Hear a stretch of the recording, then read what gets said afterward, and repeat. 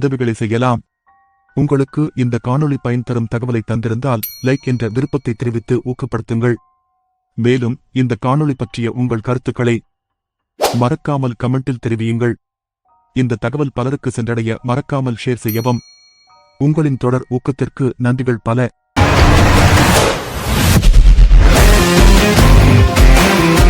நீங்க தினமும் தண்ணி குடிக்கும் போதோ இல்ல ஏதாவது சாப்பிடும் போதோ குறைஞ்சது 1000 முறை மரணத்தை ஏமாத்துறீங்கன்னு சொன்னா உங்களால நம்ப முடியுதா? கேட்கவே ரொம்ப ஷாக்கிங்கா இருக்கு. ஆனா அதுதான் உண்மை. கண்டிப்பா. பொதுவா மனித உடல் அமைப்பு அப்படின்னு நம்ம நினைக்கும் போது நம்ம மனசுல ரொம்ப தெளிவான ஒரு சித்திரம் இருக்கும். அதாவது மூளைதான் எல்லாமே அப்படின்னு நாம நினைப்போம். எக்ஸாக்ட்லி. மூளைதான் ஏசி அறையில உட்கார்ந்து கட்டளைகள் பிறப்பிக்க ஒரு கம்பெனியோட சிஇஓ. உடல்ல இருக்கிற மத்த உறுப்புகள்லாம் அந்த கட்டளைகளை அமைதியா செஞ்சு முடிக்கும் சாதாரண தொழிலாளர்கள் அப்படின்னு ஒரு எண்ணம் இருக்கு. ஆமா, சின்ன வயசுல இருந்தே நமக்கு அப்படிதான் சொல்லி கொடுத்திருக்காங்க. ரைட். ஆனா இந்த சிஇஓ வெறும் ஒரு கைப்பா வேணும், மூளைக்கே ஆர்டர் போடுற உண்மையான பாஸ் வேற ஒருத்தர் இருக்காருன்னு சொன்னா உங்களால நம்ப முடியுதா? அதுதான் இன்னைக்கு நம்ம ஆழமான அலசலோட மைய கருத்து. இந்த சுவாரஸ்யமான தேடலுக்கு உங்களை வரவேற்கிறேன். எனக்கு ரொம்ப ஆர்வமா இருக்கு. இந்த தகவல்களுக்கு பின்னாடில என்ன சயின்ஸ் இருக்கு? இன்னைக்கு நம்மோட மூல ஆதாரங்கள் பாத்தீங்கன்னா, குடலை பாதுகாப்பது எப்படி அப்படிங்கிற வீடியோ, அப்புறம் உலக புகழ்பெற்ற கட் அப்படிங்கிற புத்தகத்தின் சுருக்கம். மனித உடலிலேயே மிகவும் முக்கியமான உறுப்பு மூளையோ இதயமோ கிடையாது, அது நமது குடல் தான் அப்படிங்கிற ரகசியத்தை தான் நாம இன்னைக்கு உடைக்க போறோம். ரொம்ப முக்கியமான ஒரு டாபிக் இது. ஏன்னா தகவல் தொழில்நுட்ப யுகத்துல ஒரு கம்ப்யூட்டர் ப்ராசஸர் மாதிரி மூளை தான் நம்மளோட ஒவ்வொரு அசைவையும் கண்ட்ரோல் பண்ணுதுன்னு நம்ம உறுதியா நம்புறோம். ஆமா, எந்த ஒரு டவுட்டும் இல்லாம அதை நம்புறோம். ஆனா இந்த ஆதாரங்கள் என்ன சொல்லுதுன்னா, நம்ம உடலோட உண்மையான கட்டுப்பாட்டு அறை எங்க இருக்கு, நம்ம குணாதிசயம், மனநிலை, ஏன் நம்ம எடுக்கும் முடிவுகளை கூட குடல் எப்படி அறிவியல் பூர்வமா தீர்மானிக்குது அப்படிங்கிற ஆழமான உண்மைகளை ரொம்ப தெளிவா விளக்குது. குடல் அப்படின்னு உடனே நம்ம மனசுல வர்றது வயிறு மட்டும்தான். உண்மைதான். ஆனா குடல் அப்படிங்கிறது நம்ம வாயில தொடங்கி ஆசன வாயு வரைக்கும் இருக்கிற சுமார் 30 அடி நீளமான ஒரு ஒட்டுமொத்த குழாய். அந்த 30 அடி குழாயோட என்ட்ரன்ஸ்ல தான் நாம முதல்ல சொன்ன அந்த மரண விளையாட்டு நடக்குது. ஆமா, நீங்க ஆரம்பத்துல 1000 முறை மரணத்தை ஏமாத்துறோம்னு சொன்னீங்க இல்லையா? அது கொஞ்சம் விளக்கமா சொல்ல முடியுமா? கண்டிப்பா. அதாவது நாம ஒரு உணவையோ இல்ல தண்ணியையோ விழுந்தும்போது என்ன நடக்குதுன்னு யோசிச்சு பாருங்க. நம்ம தொண்டையில 2 குழாய்கள் இருக்கு.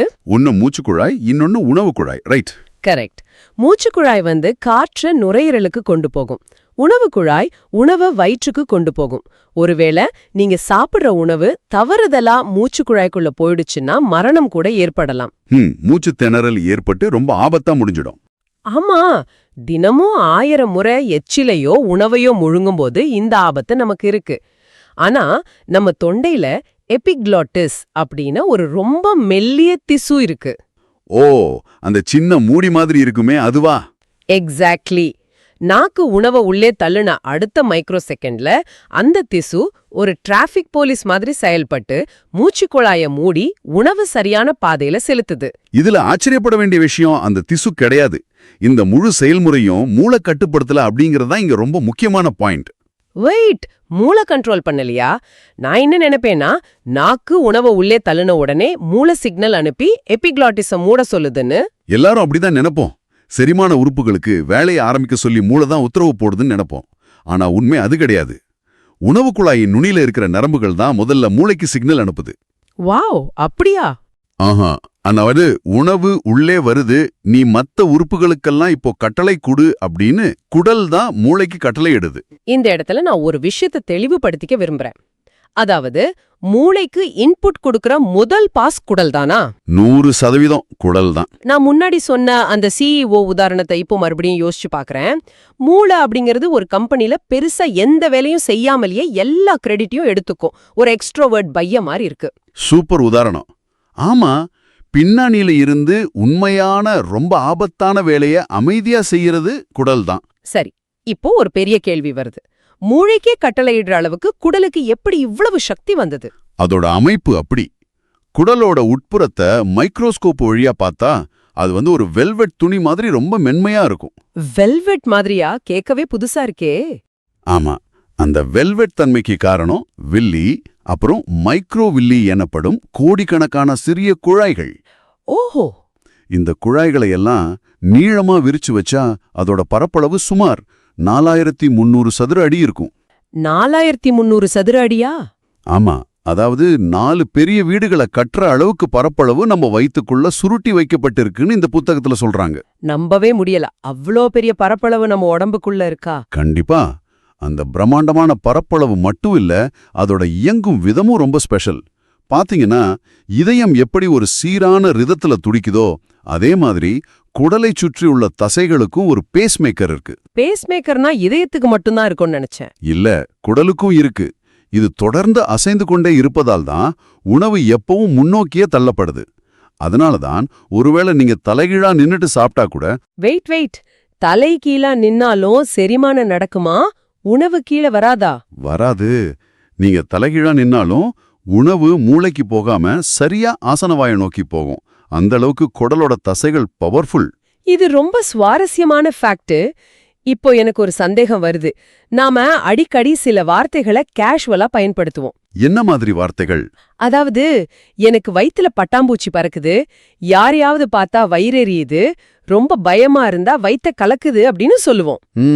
ஆமா, ரொம்ப சகஜமா சொல்றதுதான். இதெல்லாம் சும்மா கவிதைக்காக, ஒரு பேச்சுக்காக சொல்ற வார்த்தைகள்னு தான் நான் நினைச்சேன்.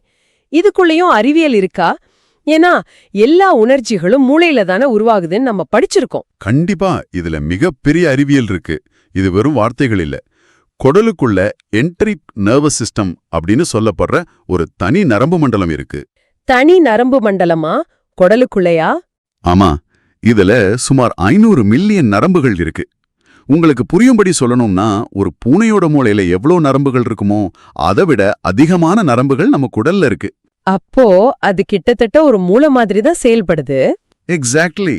இதனாலதான் அறிவியலாளர்கள் குடலை நமது 2வது மூளை அப்படின்னு சொல்றாங்க. வாவ், 2வது மூளை. ஆமா, இந்த 2வது மூளைக்கும் நம்ம தலையில இருக்கிற மெயின் மூளைக்கும் இடையில தகவல் பரிமாற்றம் செய்ய வேகஸ் நரம்பு அப்படின்னு ஒரு நீளமான கேபிள் இருக்கு. இந்த வேகஸ் நரம்புல நடக்கிற டிராஃபிக் தான் ரொம்ப ரொம்ப இன்ட்ரெஸ்டிங். ஒரு நிமிஷம் இருங்க, அந்த டிராஃபிக் பத்தி எனக்கு ஒரு கெஸ் இருக்கு, நான் ட்ரை பண்ணட்டுமா? சொல்லுங்க. மூளை தானே பெரிய ஆளு, கம்பெனியோட சிஇஓன்னு சொன்னோம்.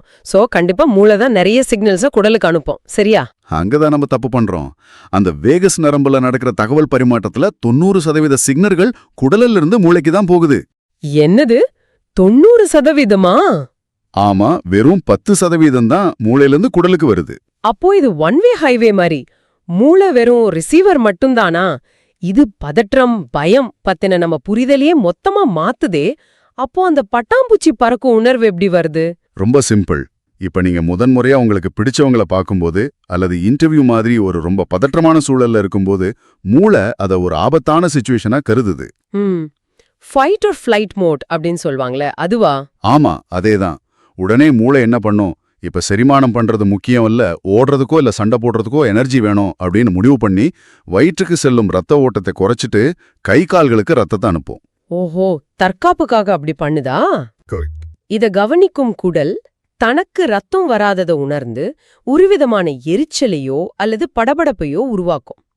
அந்த பிசிக்கல் சென்சேஷனை தான் நீங்க வயிற்றில் பட்டாம்பூச்சி பறக்குது அப்படின்னும் வயிறு எரியுது அப்படின்னும் நிஜமாவே உணர்றீங்க. அப்போ என் உணர்ச்சிகளை நான் என் மூளையில மட்டும் உணரல, என் வயித்துல தான் நிஜமாவே பிசிக்கலா உணர்றேன். இது ரொம்ப ஆச்சரியமா இருக்கு. கண்டிப்பா, மூளைக்கும் குடலுக்கும் இருக்கிற தொடர்பு அவ்வளோ ஸ்ட்ராங். சரி, குடல் தான் மூளையை இயக்குது அப்படின்னா அந்த குடலை இயக்குறது யாரு? இந்த இடத்துல தான் இந்த அலசல் ஒரு சயின்ஸ் ஃபிக்ஷன் படத்தோட கிளைமேக்ஸ் மாதிரி மாறுதுன்னு நான் சொல்லுவேன்.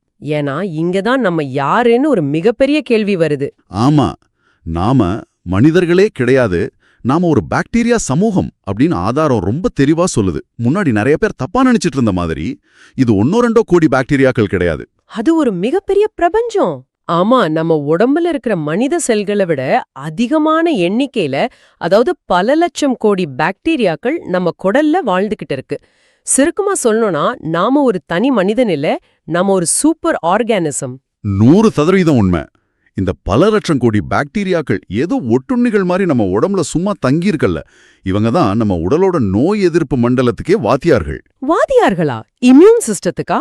ஆமா, நம்ம உடம்புல இருக்கிற 80% இம்யூன் செல்களுக்கு ட்ரெய்னிங் கொடுக்கறதே இந்த குடல் பாக்டீரியாக்கள் தான். இது எப்படி நடக்குது? கொஞ்சம் டீட்டெயிலா சொல்ல முடியுமா? அதாவது, இது நல்ல செல், இதை விட்டுடும், இது வெளியில இருந்து வந்த கிருமி, இதை அழிச்சிடு அப்படின்னு நம்ம இம்யூன் சிஸ்டத்துக்கு கத்து கொடுக்கறதே இவங்க தான். இந்த பாக்டீரியாக்கள் பிறக்கும் போதே தாயின் பிறப்புறுப்பு வழியாகவோ அல்லது மருத்துவமனை சூழல் மூலமாகவோ குழந்தைக்குள் வந்து சேருது. இந்த இடத்துல அந்த புத்தகத்துல இருக்கிற ஒரு ஆச்சரியமான விஷயத்த நான் கண்டிப்பா ஷேர் பண்ணியே ஆகணும்.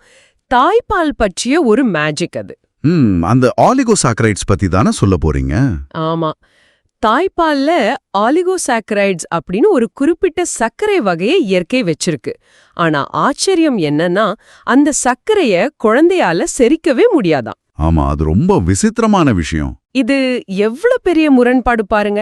மனிதர்களாலேயே செரிக்க முடியாத ஒரு சர்க்கரை ஏன் தாய்ப்பால்ல இருக்கணும்?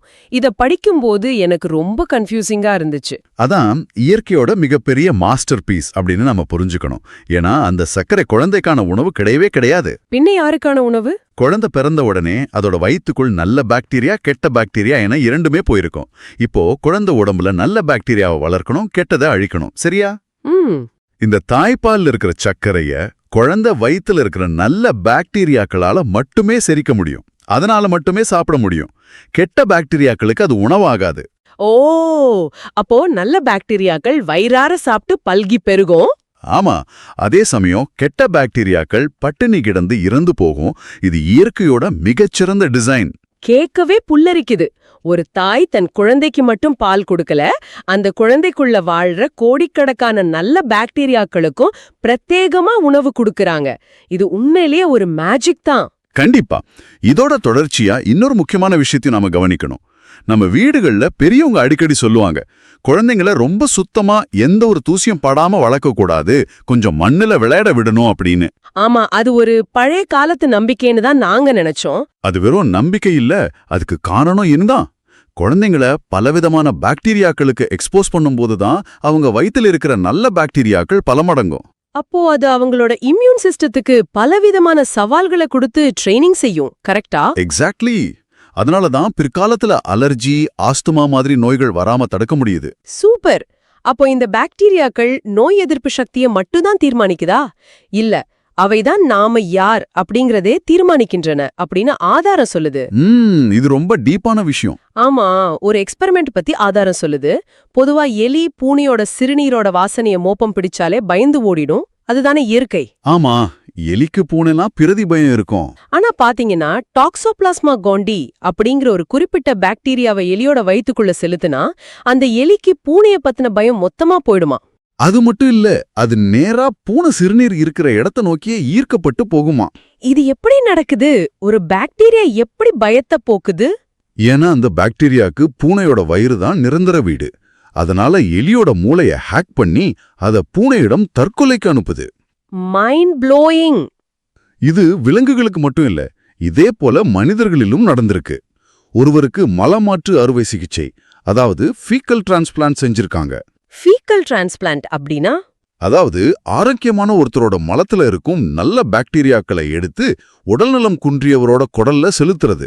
அப்படி செஞ்சதுக்கு அப்புறம் ரொம்ப சாந்தமா இருந்த அந்த நபர் மலம் தானம் அளித்தவரை போலவே அதீத கோபக்காரரா மாறிட்டாராம். எப்படி ஒரு பாக்டீரியாவால மனிதனோட குணத்தையே மாத்த முடியுது? இத நம்பவே ரொம்ப கஷ்டமா இருக்கு. நீங்க யோசிக்கலாம், இது எப்படி சாத்தியம்னு. மலமாற்று அறுவை சிகிச்சை செய்யும்போது ஒரு புது பாக்டீரியா சமூகமே அந்த மனிதரோட குடலுக்குள்ள போகுது. இந்த பாக்டீரியாக்கள் மூளைக்கு போற கெமிக்கல் சிக்னல்களை மொத்தமா மாத்தி அமைக்குது. ஓ, அப்போ அது மூளையோட செயல்பாட்டையே மாத்துது. ஆமா, இது நமக்கு ஒரு மிகப்பெரிய பாடத்தை சொல்லுது. நம்மளோட குணாதிசயம், நம்மளோட பயம், நம்மளோட துணிச்சல் எல்லாமே வெறும் மனசு சம்பந்தப்பட்ட விஷயம் கிடையாது. அது மட்டும் இல்லாம உடல் பருமனுக்கும் இந்த குடல் பாக்டீரியாக்களுக்கும் நேரடி தொடர்பு இருக்குன்னு சொல்றாங்க. கண்டிப்பா. சில பாக்டீரியாக்கள் உணவில் உள்ள சத்துக்களை உறிஞ்சுவதில் மிக மிக கெட்டிக்காரத்தனமா இருக்கும். கொஞ்சமா சாப்பிட்டா கூட அதுல இருக்கிற மொத்த கேலரிகளையும் உறிஞ்சி உடம்புல சேர்த்துடும். அப்போ இந்த பாக்டீரியாக்கள் அதிகமா இருக்கிறவங்க அவங்க எவ்வளவு குறைவா சாப்பிட்டாலும் சரி, அவங்க உடல் எடை கூடிட்டே தான் போகும். இருங்க, இது ரொம்ப பர்சனலா போகுது. அப்போ எனக்கு திடீர்னு ராத்திரியில இனிப்பு சாப்பிடணும்னு தோணுது, ஒரு சாக்லேட் சாப்பிடணும்னு அடக்க முடியாத ஒரு கிரேவிங் வருதுன்னா அது ஏன் ஆசை இல்லையா? நீங்க என்ன நினைக்கிறீங்க? நான் என் சுயநினைவோட என் நாக்கு கேக்குற ருசிக்காக தான் சாப்பிடுறேன்னு நினைக்கிறேன். ஆனா என் வயித்துல இருக்கிற பாக்டீரியா கேக்குற சாப்பாடா அது? இது எப்படி சாத்தியம்? அது 100% உங்க குடல் பாக்டீரியாக்களோட ஆசைதான். இதத்தான் அறிவியல்ல இன்டர்னல் ஃபார்மிங் அப்படின்னு சொல்றாங்க. இன்டர்னல் ஃபார்மிங், உள்ளுக்குள்ள விவசாயம் பண்றதா? கிட்டப்பட்ட அப்படிதான். இதோட மெக்கானிசம் என்னன்னு பாத்தீங்கன்னா, உங்களுக்கு சந்தோஷத்தை கொடுக்கிற செரோட்டோனின் அப்படிங்கிற ஹார்மோன்ல 90% உங்க குடல்ல இருக்கிற பாக்டீரியாக்கள் தான் உற்பத்தி செய்யுது. ஓஹோ. நீங்க தொடர்ந்து இனிப்புகளை சாப்பிடும்போது அந்த சர்க்கரையை சாப்பிட்டு வளரும் பாக்டீரியாக்கள் குடல்ல அதிகமாகிடும். இப்போ நீங்க சர்க்கரை சாப்பிடும்போது இந்த பாக்டீரியாக்கள் வேகஸ் நரம்பு வழியா சிக்னல் அனுப்பி மூளையில செரோட்டோனினை ரிலீஸ் பண்ண வைக்கும். உங்களுக்கு ரொம்ப சந்தோஷமா இருக்கும். அப்போ நான் சர்க்கரை சாப்பிடலன்னா என்ன ஆகும்? ஒருவேளை நீங்க சர்க்கரை சாப்பிடலனா இந்த பாக்டீரியாக்கள் அந்த ஹாப்பி ஹார்மோனை நிப்பாட்டி கெமிக்கல் சிக்னல் மூலமா உங்களுக்கு ஸ்ட்ரெஸ்ஸை உருவாக்கிடும். அட பாவமே.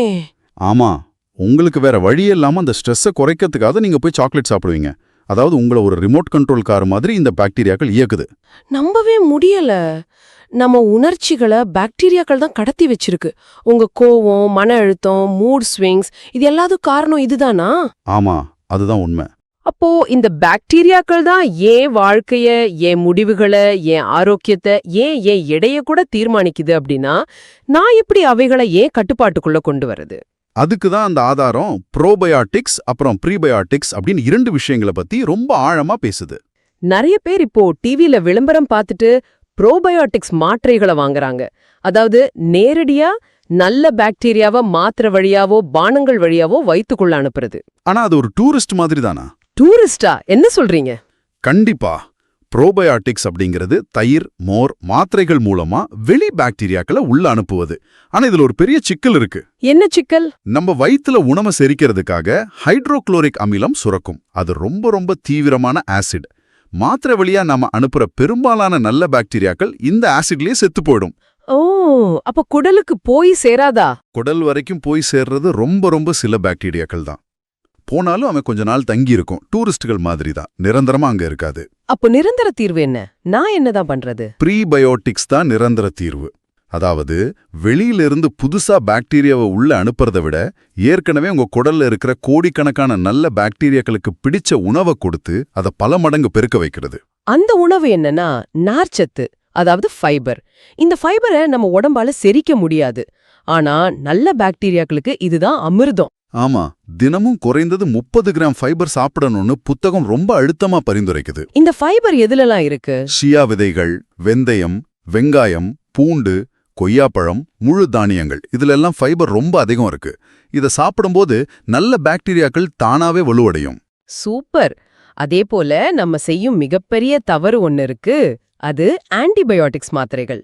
ஆமா, ஆன்டிபயோட்டிக்ஸ் அப்படிங்கிறது நம்ம குடலுக்குள்ள போடுற ஒரு அணுகுண்டு மாதிரி. அணுகுண்டா? ஆமாங்க. உங்களுக்கு ஒரு காய்ச்சல் வரும்போது கெட்ட கிருமியை அழிக்க ஆன்டிபயோட்டிக்ஸ் எடுக்கிறீங்க. ஆனா அந்த மருந்து உள்ளே போனா நல்ல பாக்டீரியா கெட்ட பாக்டீரியான்னு எதையும் பிரிச்சு பார்க்காது. மொத்தமா குடல்ல இருக்கிற அத்தனை பாக்டீரியாக்களையும் அழிச்சிடும். குடல் ஒரு பாலைவனம் மாதிரி ஆயிடும். இது ரொம்ப டேஞ்சராச்சே. அதனாலதான் மருத்துவர் பரிந்துரை இல்லாம சின்ன சின்ன காய்ச்சலுக்கெல்லாம் ஆன்டிபயோட்டிக்ஸ் எடுக்கக்கூடாது. அப்படி எடுத்தாலும் மருத்துவர் சொன்ன அந்த முழு கோர்ஸையும் கட்டாயம் முடிக்கணும். பாதியிலே நிறுத்தினா என்ன ஆகும்? பாதியிலே நிறுத்தினா கெட்ட பாக்டீரியாக்கள் சாகாம தப்பித்து அந்த மருந்துக்கே எதிர்ப்பாற்றல உருவாக்கிடும். அப்புறம் எந்த மருந்து கொடுத்தாலும் அது சாகவே சாகாது. ஓஹோ, அத சூப்பர் பக் அப்படின்னு சொல்வாங்களே, அதானே? கரெக்ட். அதே போல பேக்கேஜ் செய்யப்பட்ட உணவுகளில் சுவைக்காக சேர்க்கப்படும் ஹை ஃப்ரக்டோஸ் கார்ன் சிரப் கெட்ட பாக்டீரியாக்களுக்கு மிகப்பெரிய விருந்து. அதை முற்றிலும் தவிர்க்கணும். ஆரோக்கியம்னா நாம என்ன சாப்பிடுறோம் அப்படிங்கிறது மட்டும் கிடையாது, நாம எப்படி கழிக்கிறோம் அப்படிங்கிறதும் மிக முக்கியம். ஸ்குவாட் செய்து பயன்படுத்தும் இந்தியன் டாய்லெட் முறை தான் குடலை முழுமையாக காலி செய்ய ரொம்ப உகந்தது அப்படின்னு சொல்றாங்க. அதுக்கு ஒரு சின்ன உதாரணம் சொல்றேன். ஒரு தண்ணீர் போயிட்டு இருக்கிற ரப்பர் டியூபை நீங்க மடிச்சு வச்சா தண்ணி எப்படி வராதோ அதே மாதிரிதான் வெஸ்டர்ன் டாய்லெட்ல உட்காரும்போது நம்ம குடல் முழுமையா நேராலாது.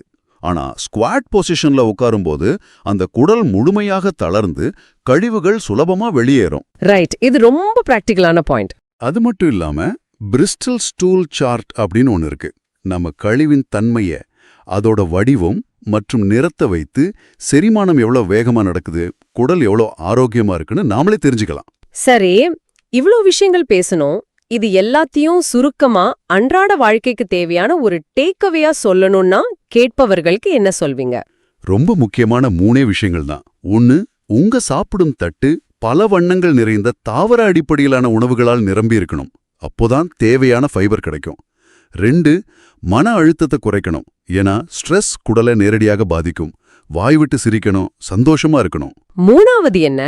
3வது, எல்லாவற்றுக்கும் மேலாக மூளை எவ்வளவு லாஜிக்கா யோசிச்சாலும் சில நேரங்களில் உங்களுக்குள் இருந்து ஒரு உள்ளுணர்வு, அதாவது கட் ஃபீலிங் ஒண்ணு, இது சரியில்லை இது சரின்னு சொல்லும் இல்லையா, அதை நம்புங்க.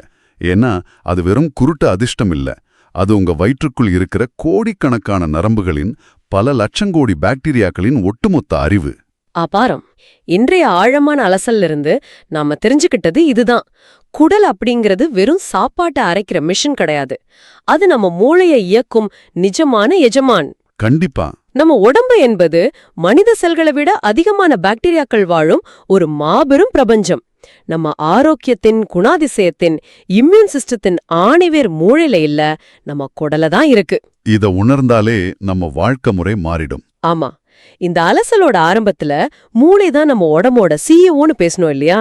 இப்போ அந்த சிஇஓ வெறும் ஒரு கைப்பாவை தான் நமக்கு ரொம்ப தெளிவா புரிஞ்சிருச்சு. ஆமா, உண்மையான கண்ட்ரோல் குடல் கிட்ட தான் இருக்கு. இறுதியா உங்களுக்கு ஒரு ஆழமான கேள்வியை முன்வைக்க விரும்புற.